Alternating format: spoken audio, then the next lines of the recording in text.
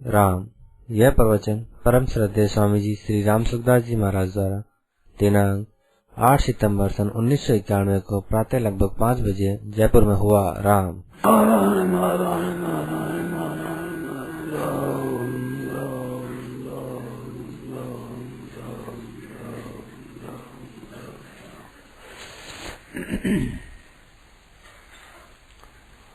राम। ऐसा कहना है, गीता के किसी श्लोक के अनुसार जीवन होने पर बहुत से श्लोक हट जाते हैं अपने आप में। जैसे नैव किंचित करोमीति न किंचित चिंतित नैव तस्य कृते नार्थो न कृते नहीं कष्टना, ये सब मिलते जुलते ही हैं। एक श्लोक के अनुसार जीवन होने से प्राय श्लोक उसके जीवन में आ जाते हैं। ठीक एक आ जाने बस, इसमें कोई भेद की बात है नहीं। विज्ञान से विज्ञान का विज्ञान से विज्ञान में मत भेद है बहुत से। ज्ञान विज्ञान से विज्ञान गीता में 7वें अध्याय में आता है, 9वें अध्याय में आता है और 18वें अध्याय में आता है। ब्राह्मण के कर्मों में समोतमस्त परसोतम सांख्य ज्ञानम विज्ञान तो विज्ञान और ज्ञान दोनों शुरू साथ में कही गया है, 4 जगह तो याद है। तो अब उसमें एक अर्थ नहीं करता सब जगह। जैसे ब्राह्मण के कर्मों में ज्ञान विज्ञान शब्द आए तो ज्ञान तो शास्त्रीय ज्ञान होगा, और विज्ञान जो यज्ञ करने की विधि है उसको ठीक तरह से रोक्ष से क्या करना है, उस समस्या से क्या करना है, वे जो यज्ञ के पात्र है उन किन पात्रों से क्या क्या काम कैसे करना है, इनको ठीक तरह जानकर जानने का विज्ञान है वहाँ। और ज्ञानम ते सब विज्ञानम वेदमक्षा में अशेषता विज्ञान से विज्ञान कहूँगा तो मैं विज्ञान क्या है, अनुभव है। मानो ज्ञान तो जानना है संसार की बातों को ज्ञान कहना, और उसका अनुभव कर लेने का विज्ञान है। तो ठीक तरह से अनुभव में आ जाए बात, वही केवल बातों नहीं बात करना रहे, उसका नाम विज्ञान है। तो और विशेष ज्ञान सामान्य ज्ञान और विशेष ज्ञान है। जैसे अभी संसार में विज्ञान नाम आविष्कार का है कि जो वस्तुओं को मिला करके टेलीविजन आदि का जो आविष्कार हुआ है इसका नाम विज्ञान है। जो टेलीविजन हो गया, टेलीफोन हो गया है और कई तरह का आविष्कार हुई है चीजें, तो इसका नाम विज्ञान है, साइंस है, विज्ञान है। तो इस ज्ञान विज्ञान का एक अर्थ नहीं होता। जहाँ आपके विचार हो वहाँ का आप विचार करें, विचार किया जा सकता है। सामान्य में तो कई अर्थ हो जाते, कहीं कोई अर्थ होगा, कहीं कोई अर्थ होगा, कहीं कोई अर्थ होगा, उससे अपना मतलब भी नहीं सिद्ध होगा विज्ञान से विज्ञान कहने से। तो विज्ञान के बारे में इसके लिए रामायण में भगवान ज्ञानी से विज्ञानी श्रेष्ठ होता है शब्द है। तो ज्ञानी से विज्ञानी मानो शास्त्रीय ज्ञानी है, उससे अनुभवी ज्ञानी है, उससे वो विज्ञानी है। अधिक महत्व से कहा है ज्ञानी से मोह, विज्ञानी गीता के 9वें अध्याय में आया है। हाँ, ज्ञानी से प्रिय विज्ञानी है। ज्ञान को विज्ञान सहित बताऊंगा क्रिया की है, तो उसमें ज्ञान का वर्णन है, विज्ञान का भी किस तरह से उसका अनुभव किया जाए इस बात की वर्णन है। इसमें ज्ञान जानने के बाद ही कुछ नहीं, ज्ञातव्यम न वशिष्य थे, ऐसा जानना बाकी रहेगा ही नहीं। तो विज्ञान अनुभव का नाम है वहाँ।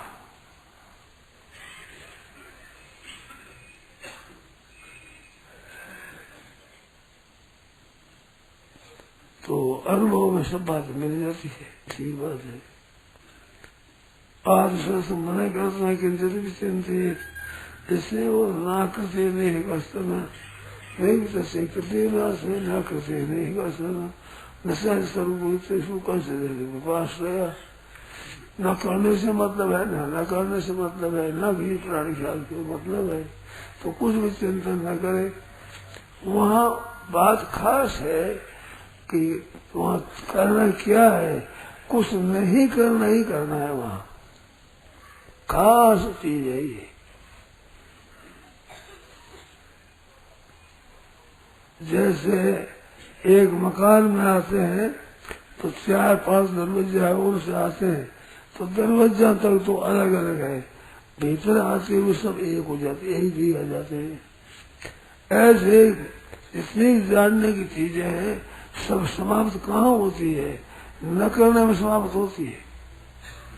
अरे काम किया, तरह तरह काम होते हैं, परंतु अंत में न करना में उसमें सब समावेश हो जाते हैं।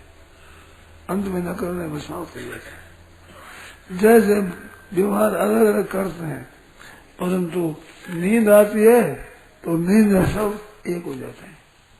जो कुछ करना नहीं है उसमें है, तो कुछ नहीं करना है, ये अंतिम साधन है।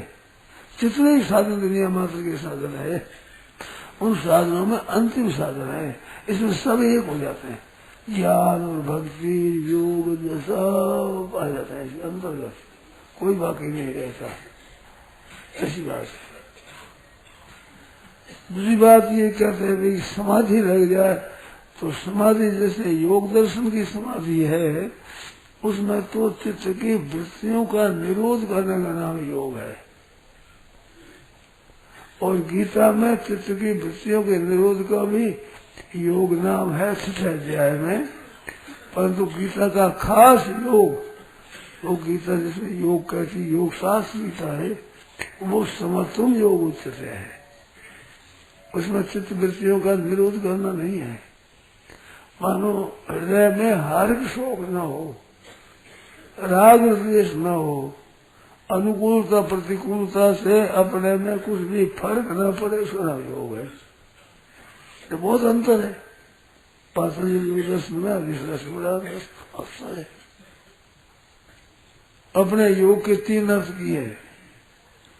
गीता जी की टीका में जो अपने गीता दर्पण है, उसमें विशेष अर्थ किए हैं। तो योग नाम किसका है?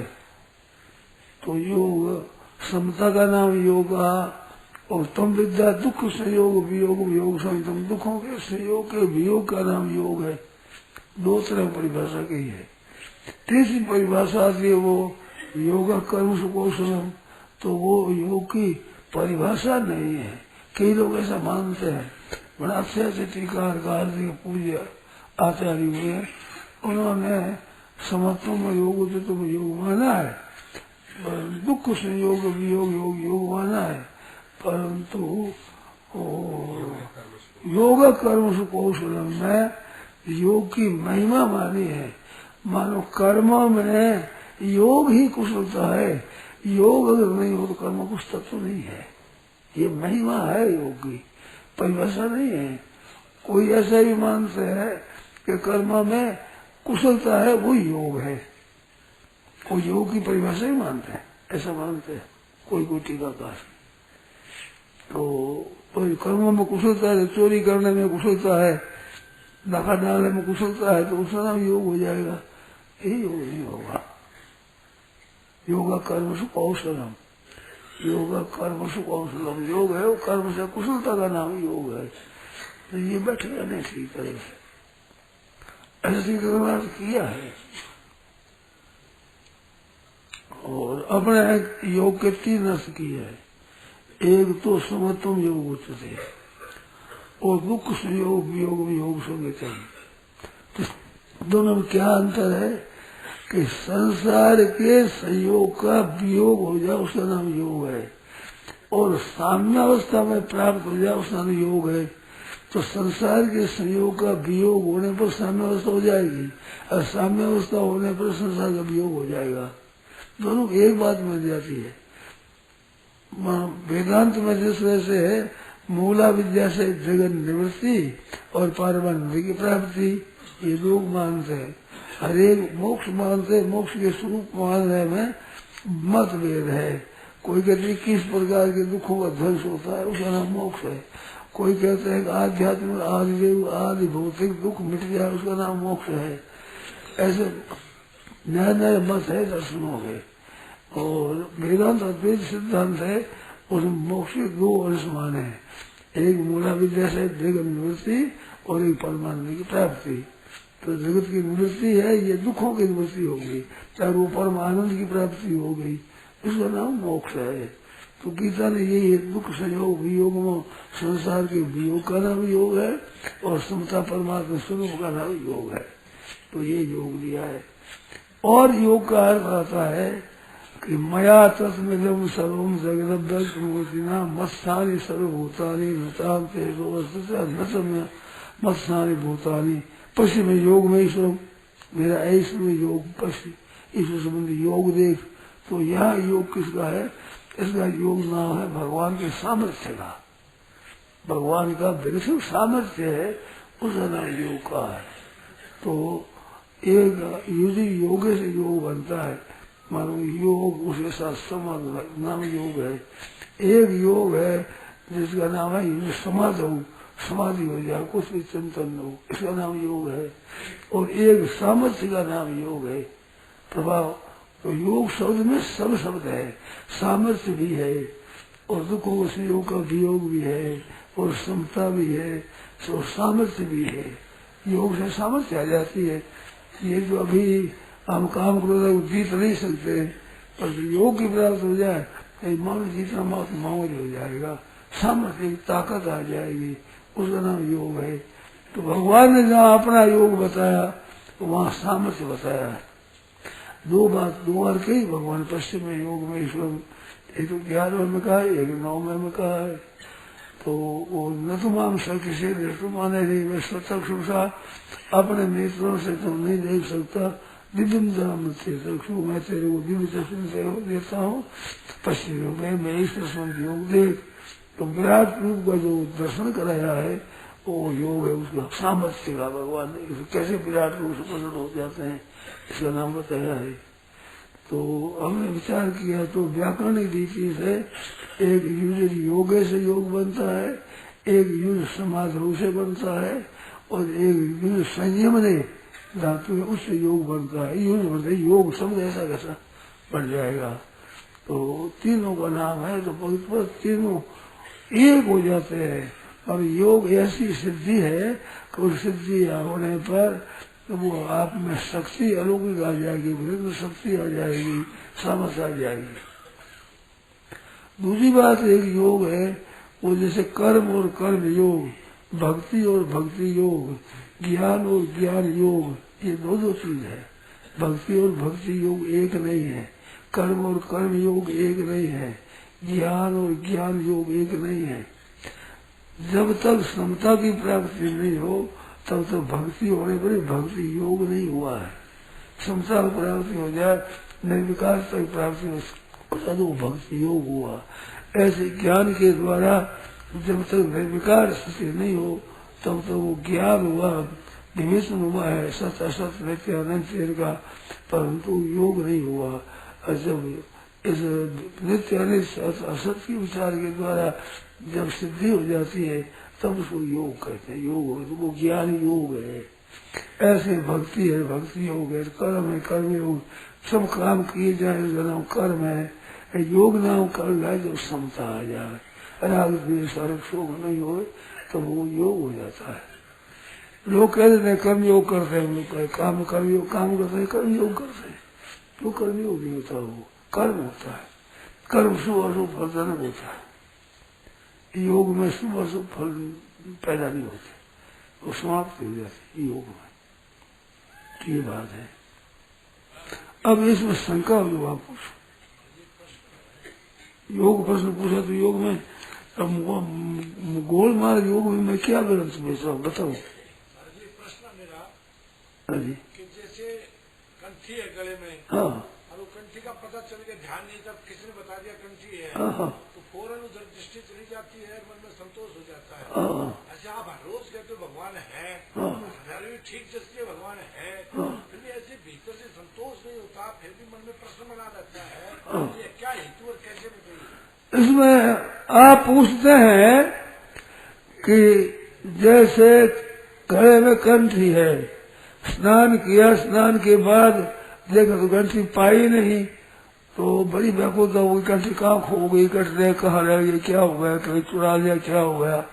ऐसे करते बहुत जगह गए, स्नान किया, वहाँ भोजन किया, वहाँ गया, सोए थे वहाँ गया, सब जगह गया, मिली नहीं। तो किसी ने ऐसे देख लिया और ये बताइए कंठी ऐसी थी क्या? अरे यही। तो कंठी की 3 अवस्था हुई। एक तो कंठी पहले थी, एक कंठी खोई गई और एक कंठी पाई गई। 3 अवस्था मनुष्य की दृष्टि में हुई। कंठी गले में, गला कंठी में, ये अवस्था फर्क पड़ेगी नहीं। जब कंठी है उस समय भी वही चीज है, और खो गई तब भी वही चीज है, और पा गई तो भी वही चीज है, वो एक ही रहेगी। इस तरह से परमात्मा है, हम जानते हैं परंतु कहाँ है, कैसे है, क्या है, पता नहीं है। तो है, ये बात तो सच्ची है। अब बात ये प्रश्न हुआ खास कि परमात्मा है जैसे हमारे कंठी है, तो साक्षात हो जाती जो ये कंठी है, ऐसे परमात्मा हो जाए तो संतोष होता है। और है परमात्मा करने से संतोष कैसे हो? मारवाड़ी क्या होता है, भूखो दया पति जी, उसे भूख मिटे न कैसे मन में। इस तरह से हमें मिल जाए परमात्मा का वो, तो परमात्मा की प्राप्ति होने पर जो स्थिति होती है वो योग हो जाता है, असली योग मिल गया। तो प्राप्ति कैसे हो, इसमें खास करके एक अनुभव है सबका, आप हम सबका एक अनुभव है कि जितनी चीजें मिली है सबका वियोग होगा।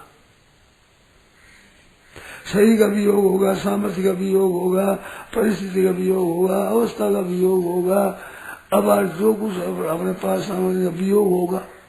तो जिनका वियोग होता है उसके संयोग की इच्छा मिटने से योग की प्राप्ति होती है। परमात्मा की प्राप्ति कैसे हो कि जो वियोग होने वाला है उसके संयोग में आसक्ति न रहती योग हो जाए, पर उसमें आसक्ति करते हैं। प्रत्यक्ष मानते हैं कि सही नहीं रहेगा, प्रत्यक्ष मानते हैं कि ये संबंध नहीं रहेगा। मेरे एक विचार और आया है, पढ़ता था तब भी आई थी ऐसी बात, उसमें अध्यास का वर्णन है। अध्यास विभाग अध्यास व्यवस्थित असर्वभूते यही विभाग बिना सर्व के में सापती है, इसको अध्यास कहते हैं। तो अध्यास के भेद किए हैं, एक अर्थाध्यास है, एक ज्ञानाध्यास है। तो मेरे विचार से इसमें कोई माथापच्ची करनी है, वास्तव में अध्यक्ष संबंध है।